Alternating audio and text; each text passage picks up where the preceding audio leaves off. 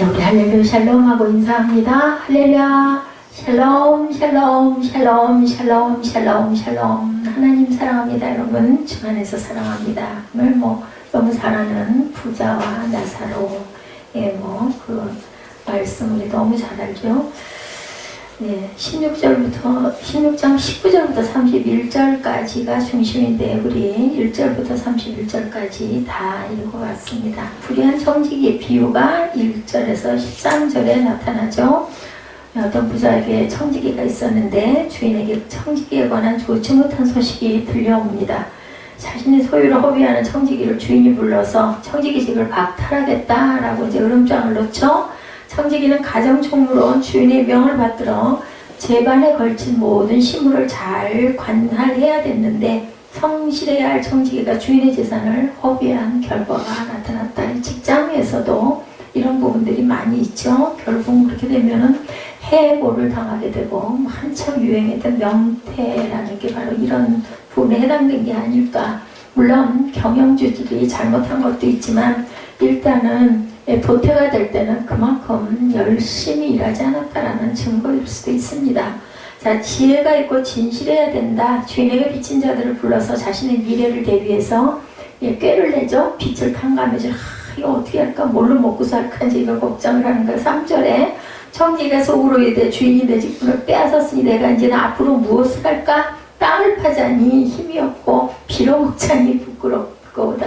그다가 꾀가 난 거예요. 4절에 내가 할 일을 알았더라. 이렇게 하면 직분을 빼앗긴 후에 사람들이 나를 자기 집으로 영접하라. 왜냐하면 빚을 탕감받았으니까 고맙다고 초청해주지 않을까라는 그런 좋지 않은 꾀를 낸 거예요. 사실은.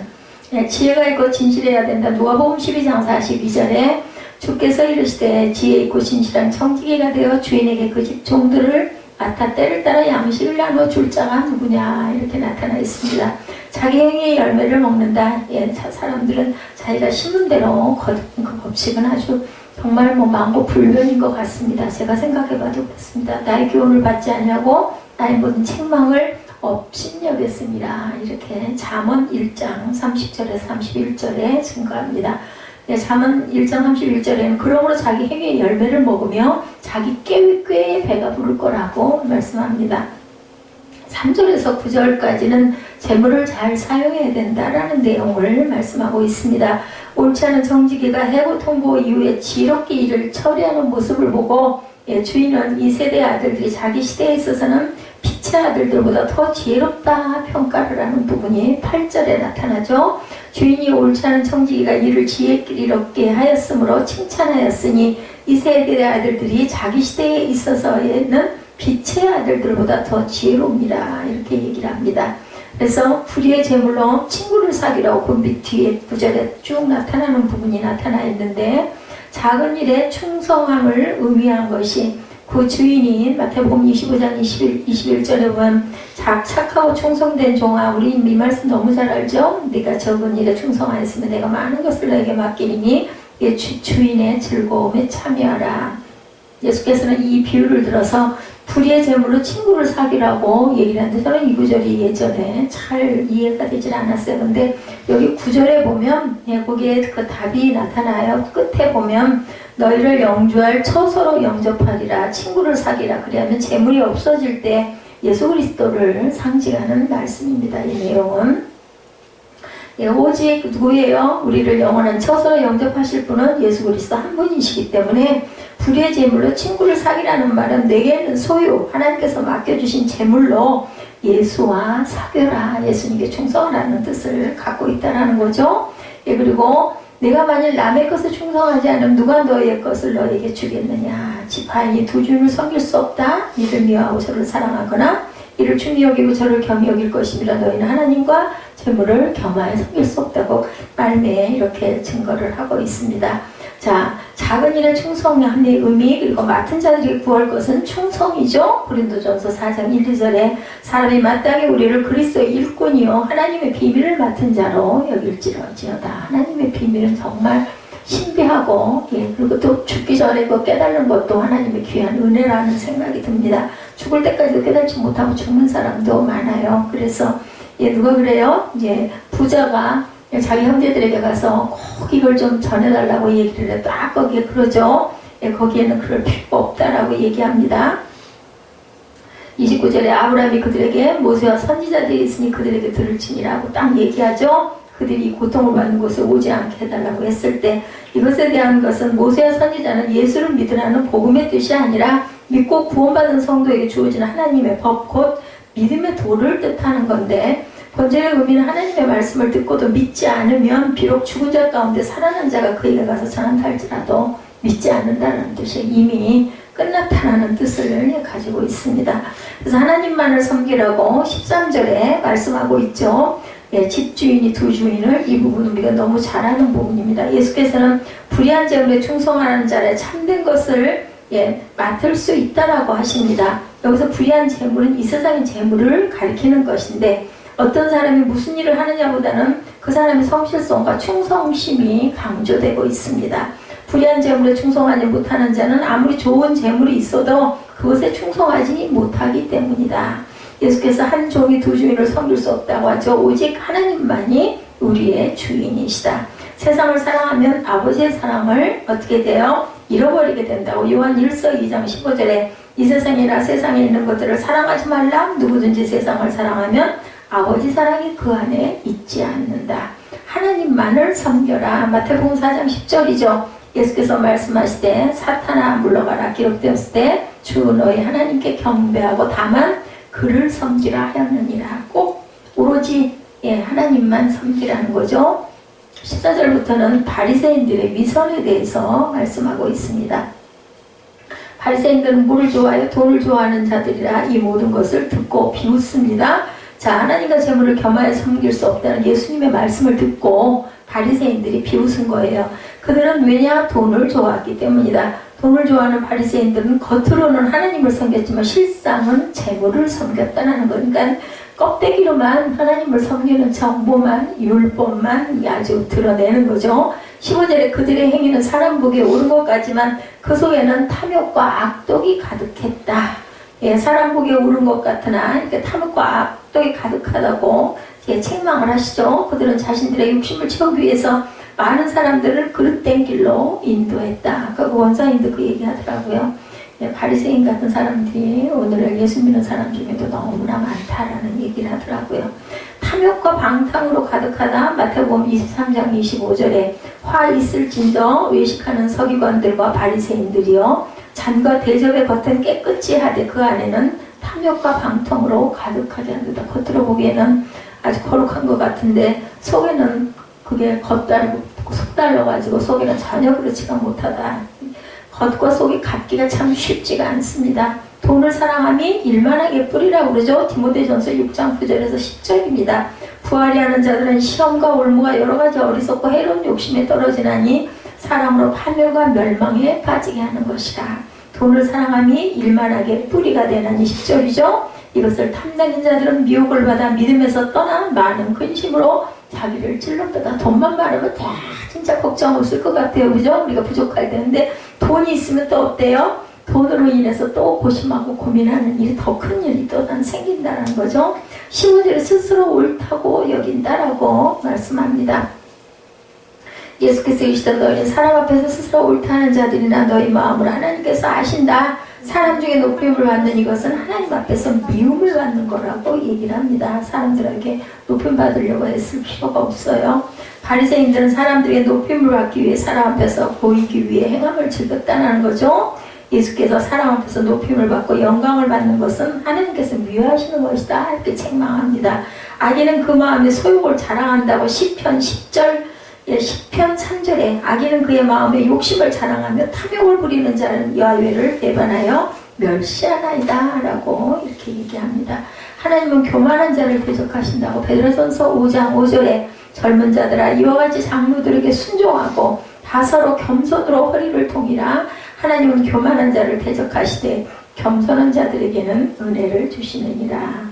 장로 얘기를 여기 나온 거 보고는 아까 그 한 얘기가 생각이 나가지고 대표 기도들을 하는데 너무 기도가 길어가지고 아주 죽을 지경이라는 얘기를 해가지고 제가 간증을 했잖아요. 그 생각이 번뜩 나가지고 더운 날 신방 가다가 너무 더워가지고 아이스크림을 집사님이 사왔는데 장로님이 그거 쉽게가 하다가 나중에 보니까 막대기만 남았다고 그 얘기가 아주 웃었어요. 예, 그래서는 안 되겠죠. 율법과 복음에 대해서 14절에서 17절에 말씀합니다. 그것이 왜 그 얘기를 하고 생각하는 배를 잡고 있었어. 이것이 율법이 폐하여졌다는 선고를 의미하는 것이 아님을 가르치시기 위해서 곧이어 율법의 영원성을 언급하시죠. 17절에 율법의 한 획이 떨어짐보다 천지의 없어짐이 쉬우리라. 이거는 절대로 그 천지는 없어질 수가 없는 건데 율법은 변할 리가 없다는 거예요. 결코 구약의 말씀이 변치 않으리라는 의미를 이렇게 말씀하죠. 복음은 율법의 완성에서 오는 사랑과 은혜와 용서의 결실이다. 주제서는 율법의 영원한 효율성에 대한 신뢰로 결혼과 이혼을 들어서 18절에 설명하고 있죠. 하나님이 세우십니다. 이사야 33장 22절에 대저 야훼는 우리의 재판장이시오. 야훼는 우리에게 율법을 세우시니요. 야훼는 우리의 왕이시니 그가 우리를 구원하실 것입니다. 구원은 하나님밖에 하실 수가 없죠. 율법은 완전하다. 시편 19편 7절에 내가 폭행을 당한다고 부르짖으나 응답이 없고 도움을 간구하였으나 정의가 없구나. 부자와 나사로의 비유에 대해서 19절에서 31절까지 말씀합니다. 대조적인 두 사람의 삶이 나타나는 거죠. 우리 너무 잘 아는 말씀입니다. 예수님의 부자와 나사로를 들어서 비유하시죠. 예, 사람들이 어떻게 살아야 할 것인지에 대한 것을 가르쳐 주신 거예요. 예수님의 이 비유를 통해서 바리새인들이 하늘나라에서의 삶과 최후 심판을 믿으면서도 신앙에 부합된 삶을 살지 못하는 것을 책망하십니다. 부자는 이 땅에서 호의호식하면서 살았지만 나사로는 병든 몸을 이끌고 부자의 대문에서 구걸을 하며 살았어요. 왜 부자의 대문에서 구걸을 할까요? 가족들이 갔다가 거기다 갖다 놓은 거예요. 거기서 그 찌꺼기라도 얻어먹고 살려니 하고 어려웠겠죠. 그 시대에 얼마나 어려웠겠어요. 거지 나사로는 구걸뿐만 아니라 헌데를 앓고 부자의 대문에 누워서 있었어요. 게다가 개들이 와서 그 헌데를 헐는 아주 비참한 상황이죠. 내용을 보면 부자의 상은 풍성하다고 열왕기상 4장 27절에 말씀합니다. 그 지방 관장들은 각각 자기가 맡은 달에 솔로몬 왕과 왕의 상에 참여하는 모든 자를 위하여 먹을 것을 공급하여 부족함이 없게 했다라고 나타납니다. 구걸하기 위해 성전 문에 미문에 앉은 사람이 있죠. 사도행전 3장 2절에 나면서 못 걷게 된 이를 사람들이 메고 오니 이런 성전에 들어가는 사람들이 구걸하기 위하여 날마다 미문이라는 성전 문에 두었습니다. 죽음의 이후의 세계에 대해서 22절에 말씀하죠. 이 땅에서 비참한 삶을 살던 거지 나사로가 죽었어요. 그죠? 근데 하필이면 한 날에 죽습니다. 그 후에 부자도 같이 죽었어요. 죽음은 누구나 피할 수 없는 공동의 운명입니다. 나사로는 홀로 쓸쓸히 죽었지만 하나님께서 함께 해주시죠. 그러나 부자는 땅에서와 달리 죽음 이후에 지옥으로 가는 비참한 신세가 된 그 대조된 예수께서 충격받으라고 이 말씀을 비유로 하신 것 같아요. 인간은 결국 모두 죽어요. 누구나. 이건 뭐 어떤 나쁜 뜻의 얘기를 하는 게 아니라 당연한 얘기인 거죠. 어떤 목사님이 내가 예언하건대 여기 있는 사람은 다 죽습니다. 누구나 죽죠.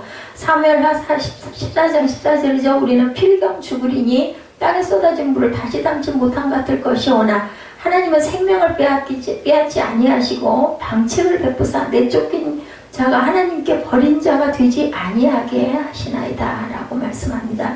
의인의 죽음에는 소망이 있죠. 잠언 14장 32절에 악인은 그의 환난에 엎드러져도 의인은 그의 죽음에도 소망이 있느니라 고 말씀합니다. 때는 지금 후회를 하죠. 23절에 보면 누가 부자가 음부에서 고통 중에 눈을 들어 멀리 아브라함과 그의 품에 있는 나사로를 봅니다. 음부에 내려간 부자는 너무 고통스러워서 나번이는 아브라함에게 나사로를 보내어 그 손가락 끝에 물을 찍어 내 혀를 서늘하게 해달라고 강구하죠. 24절에 그러나 그것은 허락되지를 않습니다. 부자는 자신의 삶이 잘못되었다는 것을 음부에 가서야 깨달았는데 깨달아야 소용이 없어요. 후회해야 소용이 없죠. 음부에서의 깨달음은 아무런 소용이 없어요. 그래서 기회를 주신 건 우리가 살아있을 때 하나님께서 기회 주셨다는 걸 절대 잊지 말아야 된다. 회개의 기회를 놓친 부자의 결국을 보면 하나님의 권한 아래 놓여 있을 때와 기한에 대해 성도들은 두려움을 가져야 됩니다. 언제일지 모르기 때문에 너구나. 또한 고난받다가 낙원에 간 거지 나사로를 통해 위로와 소망을 또한 가져야 된다. 우리가 세상에서 고난스럽게 어렵게 살지만 하나님을 의지하고 산 사람은 하늘 가서 다르죠. 상급이 분명히 다릅니다. 음부는 악인이 가는 곳이다. 시편 9편 17절입니다. 악인들이 스올로 돌아가며 하나님을 잊어버린 모든 이방 나라들이 그리하리로다. 하나님의 동산 계시록 2장 7절에 귀 있는 자는 성령이 교회들에게 하시는 말씀을 들을지어다. 이기는 그에게는 내가 하나님의 낙원에 있는 생명나무의 열매를 주어 먹게 하리라. 이게 생명나무 이름만 들어서 너무너무 아름답죠. 우리는 이 16장에서 부자와 거지 나사로의 비유를 통해서 이 세상에 사는 동안 어떻게 처신해야 되는지 너무 귀하게 맨날 듣는 얘기긴 합니다만, 우리는 자신을 위해서 시간과 물질을 사용하는 자가 아니라 하나님과 이웃을 위해서 자신의 생명과 소유를 희생하는 지혜로운 그런 삶을 살아야 되겠다. 누가복음 16장 28절에 저에게 증거하여 이 고통받는 곳에 오지 않게 하소서 하고, 부자가 그때서야 깨닫고 얘기를 하지만 어쩔 수가 없었죠. 성경은 결국은 거울입니다. 성경 거울을 보면 먼저 하나님이 보이죠. 창세기 1장 1절에 태초에 하나님이 천지를 창조하시니라. 둘째는 이스라엘 민족의 역사를 우리가 보게 되죠. 하나님과 연결돼서 선민으로 그들의 신앙 성공 역사, 실패 역사를 통해서 우리의 인생의 길도 또한 바라봅니다. 부자와 나사로도 보이죠. 그 다음에 또한 나를 돌아볼 줄 알아야 되겠다. 진리가 옳은 말씀이죠. 과거, 현재, 미래의 나를 보여준다. 이것을 깨달을 줄 알아야 되겠다. 과거에 내가 바로 살았나? 그렇지 않았다. 알았나를 생각해 볼 줄 알아야 되겠고, 현재 내 모습으로 잘났다 보면 못나다 판명해주고, 미래 나를 보기 위해서 잘난 자신으로 나타나기를 보게 해야 된다. 지금부터 10년 지난 때 요새까지 위대한 자기 모습을 보고, 또 주님이 재림하실 때 주님을 만나는 모습을 우리가 볼 줄 알아야 되겠다. 이게 바로 하늘의 진리를 믿고 가는 하나님의 귀한 자녀들이 깨달아 알아가야 할 것이다. 유리가 오른 육모만 볼 수가 있습니다. 그러나 진리가 오른 밝음에 벽을 뚫고 들어가서, 육체를 뚫고 들어가서 내 안에 있는 존재를 볼 수 있게 해준다. 진리죠? 진리가 바로 성경이고 말씀입니다. 유리가 오른 볼 수 없는 내 안에 있는 또 다른 나를 볼 줄 알아야 된다. 진리를 통해서. 자, 여성의 몸 안에 있는 또 다른 존재를 보게 하죠. 엄마 뱃속의 아기처럼. 진리가 오른 자기 안에 있는 또 다른 자기를 보여주죠. 보이는 자기의 모습을 통해서 안 보이는 자신의 모습을 아름답게 형성하고 만들어갈 줄 알아야 되겠다. 세상이 보는 자기는 원인 제공을 내가 한다라는 것을 알아야 됩니다. 재료가 있죠. 나를 통해서, 내 재료를 통해서 우리는 귀한 교훈을 얻어야 합니다. 19절에서 20절에 한 부자가 있어서 자색 옷과 고운 베옷을 입고 나타나죠. 나사로라는 한 거지가 헌태를 앓으며 그 부자의 대문에 누워서 라고 기록되어 있습니다. 세상에 있는 내 안에 다른 내 세계가 있다는 것을 여기서 나타내죠. 본문에 나오는 부자와 나사로는 세상에서 보이는 그러한 자신의 모습들이다. 세상 자기, 보이는 자기 속에 안 보이는 또 다른 자기가 있어요. 이게 내세, 이게 그 불교 용어라고 하시면 그 뜻이 아니라 한문으로 올내자, 세상 세자예요. 새롭게 오는, 다가오는 내 세상. 그 어딜까요? 천국이죠. 우리의 사후입니다. 23절에 부자는 죽어서 지옥에서 고문을 받았고 불구덩이에서 고통받는 곳에 갔으며 불꽃 가운데 뜨거움을 고통스러워하고, 28구절에 고통받는 곳에 오지 않도록 세상에 있는 형제들을 부탁했지만 내세 자기가 불행에 처하여 있어요. 내가 간 그 천국에 가지 못한 내 모습이. 그와 반면에 나사로는 23절에 아브라함의 품에 위로를 받고 있었으니 내세 자기를 보는 거예요. 갔을 때 정말 천하게 천대받으면서 먹지도 못하고 살았던 그러한 그 나사로는 이렇게 그 천국에 돌아오는 세상에 있었다는 거죠. 세상 자기뿐만 뿐으로 알고 산다면 불쌍하고 참으로, 그죠? 정말 실패한 인생이라는 것. 보이는 나만 꾸미고 돈 쓰고 산다면 불행한 내세 자기는 어떻게 될 것인가를 생각해 볼 줄 알아야 되겠다. 세상 자기로 있을 때 두렵고 떨림으로 지내라고 베드로전서 1장 17절에 말씀합니다. 그래서 내세 자기를 존귀한 자로 만들어가야 한다라는 겁니다. 베드로전서 1장 17절에 외모로 보시지 않고 각 사람 행위대로 심판하시는 일을 너희가 아버지라 부른즉 너희가 나그네로 있을 때를 두려움으로 지내라고 말씀합니다. 세상 자기 속에서 천국 자기와 지옥 자기를 만들어 간다는 것을 절대로 잊어버리지 말아야겠다. 예수님께서 만들어주신 믿음의 내세 자기가 있고 타락으로 만들어진 지옥자기가 내 안에서 자라고 있다라는 거예요. 그럼 우리는 어떤 것을 키워가야 할 것인가? 예수께서 만들어주신 믿음의 내세자기가 있고 타락으로 만들어진 지옥자기가 내 안에서 자라고 있는데 죽음 선에 가서 지옥자기가 갑자기 생겨지는 것이고 아니고 육체는 흙으로 돌아가지만 그 속에 자란 지옥자기는 불구덩이 속에 들어와서 영원토록 신음해야 된다는 걸 잊지 말자. 그래서 원인자기 속에 또 다른 결과자기가 있다는 것을 우리가 인정을 해야 된다. 19절이죠. 한 부자가에서 자색옷과 고운데 옷을 입고 날마다 호화롭게 즐기더라. 이렇게 산 생활은 결과를 만들어내는 원인 생활이 이런 결과를 만들어냈다. 부자는 세상에서 마음껏 그저 살았어요. 원대로. 자기 마음 내키는 대로 살았고 자유롭게 살았고 하고픈 대로 했고 먹고 싶은 대로 먹고 가고 싶은 대로 하고 그저 취하고 탕자같이 육체 쾌락을 취한 결과입니다. 입으로 천하를 다니면서 그 욕지를 해대고 말로 살생도 다 했어요. 욕할 거 다 했죠. 결과자기를 만들어내는 원인자기의 생활이다. 결과를 만드는 원인 때 자기 마음대로 살았다라는 거예요. 자, 자유롭게 마음대로 살았는데 결과는 어떻게 만들어졌어요? 천국에 가지 못하고 거기서 그 나사로를 바라보면서 부러워하는 모습 절대로 되돌릴 수가 없다는 게 문제예요.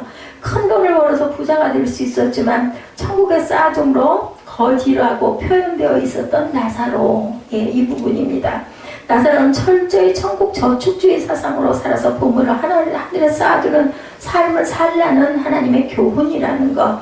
들어온 대로 돈을 전대 사용했기에 늘 부족하게 살고 가난하게 살고 어렵게 살았다.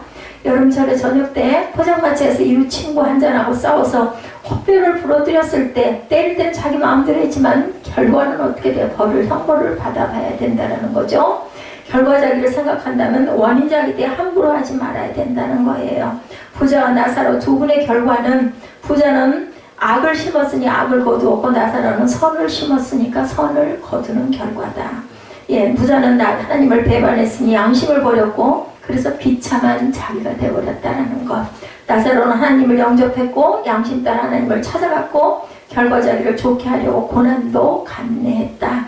원인자기 또 다른 결과자기가 만들어져 나오죠. 성공 결과자기를 늘 보고 살아야 된다. 나쁜 결과를 보지 말고 선한 결과를 바라볼 줄 아는 거 먼저 그게 제일 중요하다.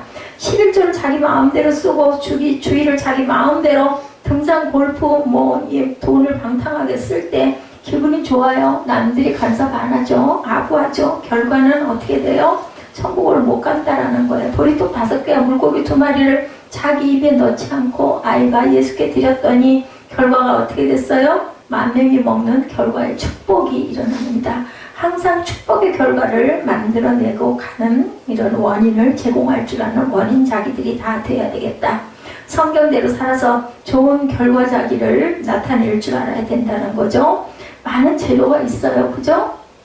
우리 일상도 마찬가지입니다. 부자와 나사로가 가진 것도 재료와 원료였었어요. 부자는 세상에 많은 물질과 돈을 가지고 살았습니다. 그러나 진리적으로 볼 때 물질, 돈은 자랑할 것이 결과적으로 못됐다. 돈은 재료일 수 있어요. 그죠? 예, 돈을 가지고 성령 법칙과 진리 법칙대로 사용했다면 선이 만들어졌을 텐데 하나님을 기쁘시게 하고 자타를 살리는 유익한 것을 만들 수 있는 귀한 재료였었는데 그 재료를 악한 법칙과 마귀 법칙으로 사용해서 악을 만들고 하나님을 배반하고 자타를 죽이는데 사용이 됐다라는 것. 지금까지 돈을 사용해서 악을 많이 만들었는가 선을 만들었는가를 생각할 줄 알아야 되겠다. 그래서 청지기로 돈을 잘 사용할 줄 알라고 누가복음 16장 1절에도 말씀하고 있죠. 이스라엘 백성들이 출애굽할 때 애굽 사람들에게 받은 임금과 돈을 다 받아서 광야로 나왔는데 모세 명령대로 성막을 만들 때 드린 사람과 금송아지를 만들 때 드린 사람 둘로 나뉘어졌는데 성막을 지을 때 어떻어요? 있는 재료가 모든 일을 하기에 넉넉하여 남음이 있었다라고 출애굽 36장 7절에 증거합니다. 재료를 이렇게 돈이라 하지 않고 멜라카라고 표현을 해요. 예, 그 원어적으로 재료라고 말합니다. 성막 만들고 우상 만들어진 재료 양쪽으로 사용이 돼요. 우상을 만드는 재료도 성막 만드는 재료도 똑같은 멜라카. 세상에 가진 모든 것은 이렇게 재료라는 거죠. 그러니까 마이크를 사용할 때도 마찬가지예요. 그죠? 이 마이크를 가지고 유행가를 부를 수도 있고 찬양을 할 수 있는 차이가 있습니다. 그런 얘기 많이 하죠. 칼이 굉장히 무서운데 그 칼이 의사의 손에 들렸을 때, 명의의 손에 들렸을 때 사람을 살리기도 하고, 강도의 손에 들렸을 때는 살인을 하기도 한다고 그러죠. 그래서 우리는 정말 조심해야 되겠다라는 거죠. 예, 모든 것들이 다 그렇습니다. 이스라엘 성지 순례에서 만나본 곳에 자기 안에 또 다른 자기가 있다는 걸 느꼈대요. 귀신 들어가서 미치면 완전히 다른 자기로 살아간다는 거죠. 거라사 지방에 미친 자기가 있어서 난폭하게 돌로 자기 몸을 상하게 하고 고함을 치고 지나가는 사람에게 공포를 주는 짓을 하니까 성지 순례 그 길에 그 현장에 직접 가봤다 그래. 그 거라사 지방에. 근데 거기 기념교회에서 눈물을 흘리면서 거기 그 성지 순례 했던 목사님이 병원에 아픈 사람들 고쳐달라고 기도를 했다고 그러더라고요. 오늘 본문에도 예수님의 제자들과 바리새인들을 앞에 두고 하신 말씀이죠. 한 부자가 있어서 하고 얘기를 합니다. 나그는 나사로라는 이름을 가진 거지가 온몸에 상처 투성인 채로 부자의 대문 앞에 버려졌어요. 그를 버린 사람들은 그 부자의 상에서 떨어지는 음식으로 굶주린 배우를 채우고 살 수 있을 거라고 생각을 하고 기대를 하고 버렸어요. 옛날에 가난해서 너무 못 살 때 아이를 기를 수가 없을 때 살짝 부자의 대문 앞에 갖다 놓는다고 그래요. 그럼 또 업동이다 해가지고 그런 아이를 대개는 잘 거둬서 길렀다고 합니다. 그걸 기대했던 거예요. 그러나 부자는 그에게 음식을 조금도 주지를 않았다는 게 중요합니다. 그의 상처는 점점 악화되어서 심지어 개들이 와서 헌대를 핥을 정도였고 결국 거지 나사로는 뭐 살 수가 없죠. 아무도 돌보지를 않는데 얼마 후에 세상을 떠나고 같은 날 부자가 죽은 거예요. 거지 나사로가 죽었을 때 천사들이 와서 그를 부축해서 나온으로 데리고 갔고 그는 아브라함의 품에 안겨서 안식을 얻고 위로를 받았는데 부자는 죽어서 성대하게 장례가 치러졌겠죠. 그러나 그는 음부에 끌려가서 그곳에서 고통을 받고 그가 눈을 들어보니 저 멀리 나오니는 아브라함이 그 품에 안긴 나사로를 볼 수가 있었어요. 아브라함의 품에 안긴 나사로. 그 외치죠. 아버지 아브라함이여 나를 긍휼히 여기서 나사로를 보내어 그 손가락 끝에 물을 찍어서 내 혀를 서늘하게 하소서. 내가 이 불꽃 가운데 너무너무 괴롭습니다 하고 얘기합니다. 아브라함이 대답하죠. 너는 살았을 때 좋은 것을 받았고 나사로는 고난을 받았으니 이것을 기억해라. 이제 그는 여기서 위로를 받고 너는 괴로움을 받느니라. 그뿐 아니라 너희와 우리 사이에 큰 구렁텅이가 놓여 있어서 여기서 너희에게 건너가고자 하되 갈 수가 없고 거기서 우리에게도 건너올 수가 없다.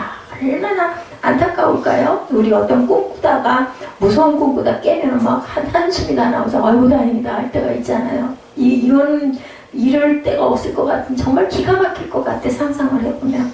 아브라함이 대답하죠.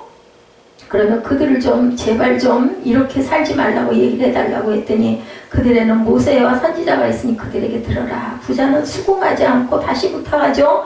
그렇지 아니하나이다. 아버지 아브라함이여 만일 죽은 자에게서 그들에게 가는 자가 있으면 회개하리다. 아브라함은 단호하게 그의 의미를 답을 하죠. 모세와 선지자에게 듣지 아니하면 죽은 자 가운데서 살아나는 자가 있을지라도 권함을 받지 아니하리라.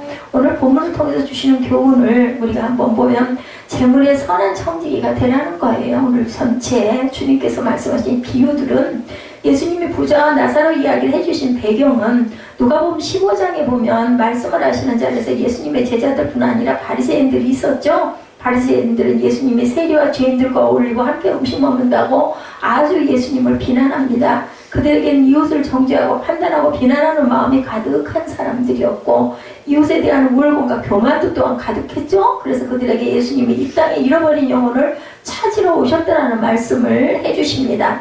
예수님은 바리새인들의 또 다른 문제점을 알고 계셨는데 그것은 그들이 하나님을 잘 섬기는 것처럼 보이지만 하나님보다 돈을 더 좋아한다라고 얘기하죠. 그래서 돈이 일만하게 뿌리라는 얘기를 그래서 하시게 됩니다.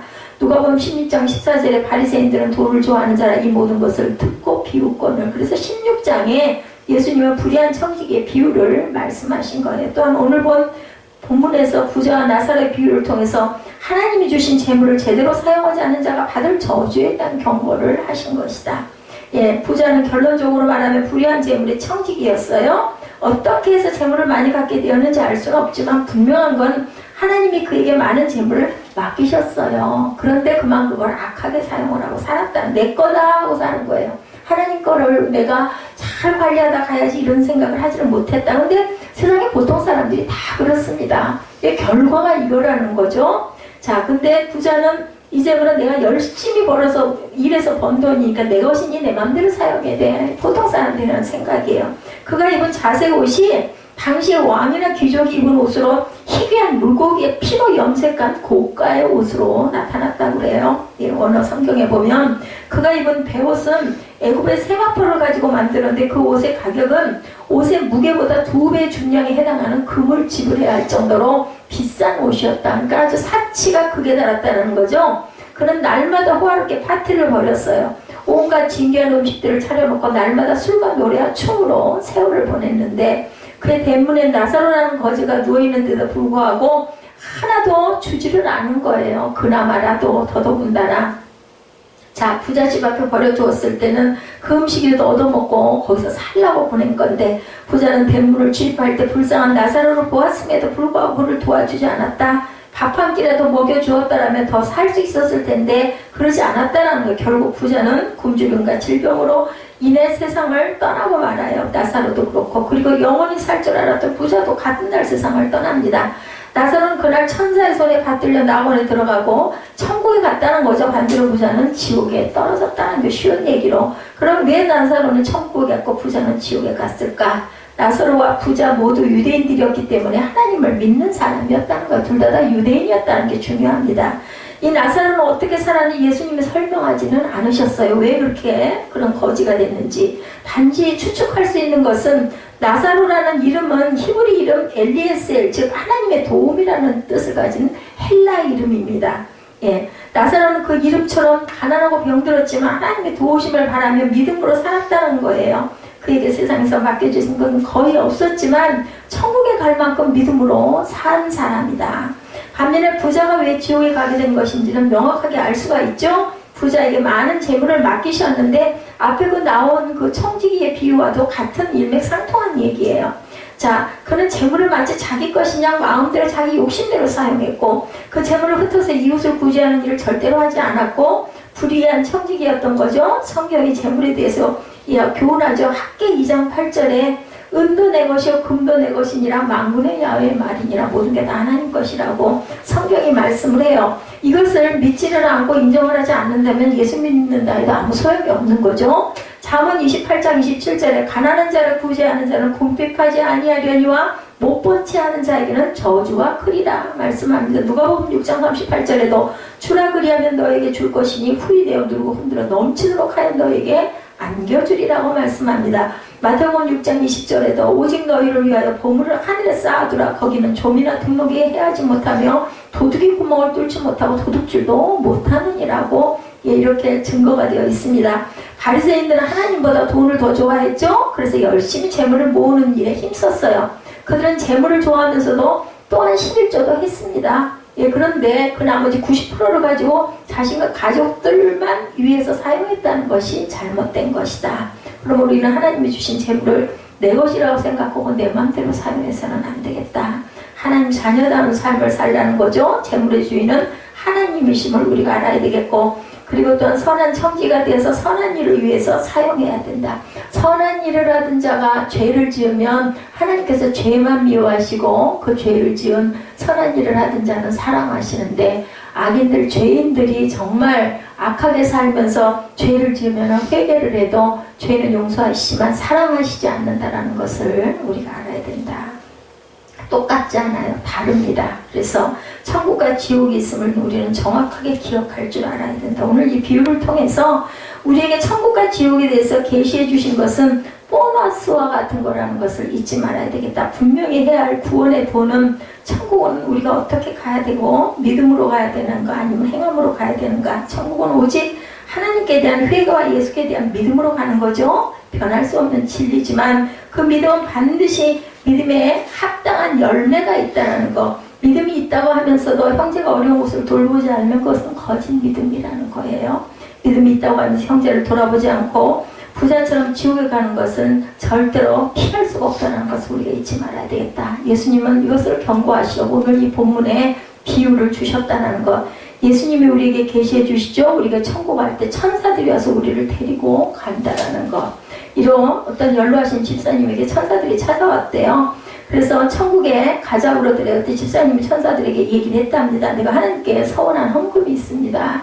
이 헌금을 다 드릴 때까지만 생명을 연장해 주십시오. 그랬더니 천사들이 회의를 하더랍니다. 그리고 알았다고 하늘로 올라갔대요. 꿈이었어요. 그 집사님 그 꿈을 꾸고 나서 하나님께 서원한 헌금을 다 열심히 드렸다고 그래요. 예, 그리고 천국에 가면 하나님의 위로와 영원한 안식이 있음을 알 수 있었다. 이런 그 간증이 있었습니다. 본문에 그것을 아브라함의 품이라고 표현을 하고 있습니다. 유대인들이 가장 좋아할 만한 모습으로 예수님의 위로와 안식을 설명한 거예요. 눈높이 교육을 하신 거죠. 오늘 본문을 가지고 천국이 지극히 작은 한 반면 천국은 우리가 상상할 수 없는 하나님의 위로와 안식이 우리를 위해서 준비되어 있다는 것. 나사로는 이 땅에서 가장 고난과 시련을 당하죠. 그리고 천국에 가서는 한없는 위로와 안식을 누리고 산다라는 거죠. 자, 우리도 이 땅에 소망을 두지 말고 하나님이 우리를 위해서 천국에서 예비해 두신 위로와 안식을 소망하는 믿음들이 되어야 되겠다. 빌립보서 3장 20절입니다. 그러나 우리의 시민권은 하늘에 있는지라 거기로부터 구원하는 자 곧 주 예수 그리스도를 기다리노니. 베드로후서 3장 13절에 우리는 그의 약속하신 대로 의가 있는 곳인 새하늘과 새 땅을 바라보도다. 예, 계시된 그 오늘 지옥 굉장히 끔찍하지 않아요? 뜨겁기는 한데 사람을 태우지는 않는 기이한 불, 죽지도 않는 거죠. 그리고 우리는 마지막으로 하나님의 말씀을 귀하게 여길 줄 알아야 되겠다. 거기는 구더기도 죽지 않고 불도 절대로 꺼지지 않고 사람마다 불로서 소음치듯 밤을 받으리라고 무서운 그러한 그 경고를 하고 있다는 거. 그래서 하나님의 말씀을 귀히 여기라고 하죠. 예, 세 번째 교훈이죠. 부자는 지옥에서 고통 중에 아브라함에게 부탁하죠. 고향에 있는 집에 나사로를 보내달라고 얘기를 합니다. 그런데 아브라함이 단호하게 거절하죠. 나사로가 다시 세상에 가서 간증을 한다고 해도 그들은 믿지 않을 것이다. 완악하고 교만한 자들이기 때문에 이것이 바로 택함을 받은 자와 택함을 받지 못한 자예요. 아무리 죽었다가 살아나서 가서 얘기해도 그들은 듣지 않을 거라는 거예요. 그래서 들을 귀가 있는 사람은 천국과 지옥을 보지 않아도 죽은 사람이 살아나는 기적이 없다고 해도 말씀을 듣는 것만으로도 천국을 간다라는 그러한 그 믿음, 그 진리를 깨달아 안다는 거죠. 디모데후서 3장 15절이죠. 어려서부터 성경을 알았나니 성경은 능히 너로 하여금 그리스도 예수 안에 있는 믿음으로 말미암아 구원에 이르는 지혜가 있게 하느니라. 16, 7절이죠. 모든 성경은 하나님의 감동으로 된 것으로 교훈과 책망과 바르게 함과 의로 교육하기 유익하니 이는 하나님의 사람으로 온전하게 하며 모든 선한 일을 행한 능력을 갖추게 합니다. 성경이 모든 선한 일을 행할 능력을 갖추게 한다라는 거예요. 거듭난 자가 하나님 말씀을 믿는 사람이 선한 일을 안 할 수가 없죠. 자, 저와 여러분들은 이런 사람들이 되어야 되겠습니다. 특별한 체험을 하지 않았어도 기적을 무슨 특별한 것이 기적이 아니에요. 우리 일상도 기적이라는 것. 하나님의 말씀을 생명처럼 여기고 그 말씀을 진료로 받아들여서 하나님이 주시는 귀한 축복을, 나사로의 축복을 받으시는 저와 여러분이 되셔야 되겠습니다. 잠언 14장 32절에 악인은 그의 환난에 엎드러져도 의인은 그의 죽음에도 소망이 있다고 그러죠. 그래서 자라에도다 착하고 충성된 종아, 내가 적은 일에 충성하였으니 내가 많은 것을 내게 맡기리니 내 주인의 즐거움에 참여할지어다. 여기서 얘기하는 주인은 하나님의 잔치에 참여하는 즐거움에 참여할지어다. 주인은 바로 우리의 구주 예수 그리스도 그리고 우리의 창조주 하나님이시라는 것. 오늘 부자와 나사로의 내용에 나타나 있는 진리가 저와 여러분의 마음속에 기쁨과 감사로 쌓여서 하나님 앞에 온전하게 소망을 두고 살아가시는 저와 여러분 되시기를 주님의 이름으로 축복합니다.